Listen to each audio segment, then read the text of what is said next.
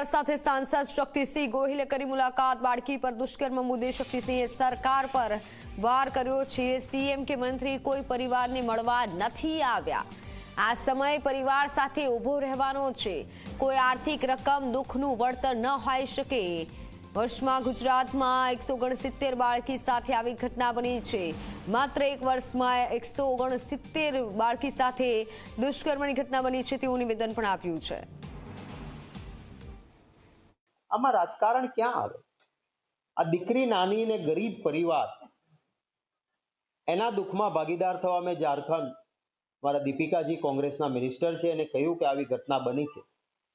એ મંત્રી અહીંયા આવે છે, સહાય પણ આ કોઈ વળતર આનું પૂરું પાડી જ ના શકાય રૂપિયાથી, પણ ગરીબ પરિવારને મદદ થવા માટે પણ પ્રયત્ન કરીને આપીને જાય। ગુજરાત રાજ્યના મુખ્યમંત્રી ના આવવું જોઈએ આ દીકરીને જોવા, ગુજરાતના ભાજપના મિનિસ્ટરે ના આવવું જોઈએ।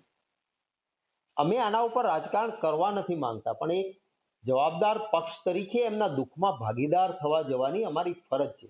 નિર્ભયા કાંડ બન્યો, દુઃખદ ઘટના હતી, નિંદનીય ઘટના હતી। સમગ્ર ભારતીય જનતા પાર્ટી એના ઉપર રાજકારણ કર્યું, આખા દેશમાં રાજકારણ કર્યું, અને જાણે કે આ કોંગ્રેસ જ એના માટે જવાબદાર હોય એવો પ્રચાર કરીને વોટ બેંક પોલિટિક્સ કરી। ભરૂચના ઝઘડિયામાં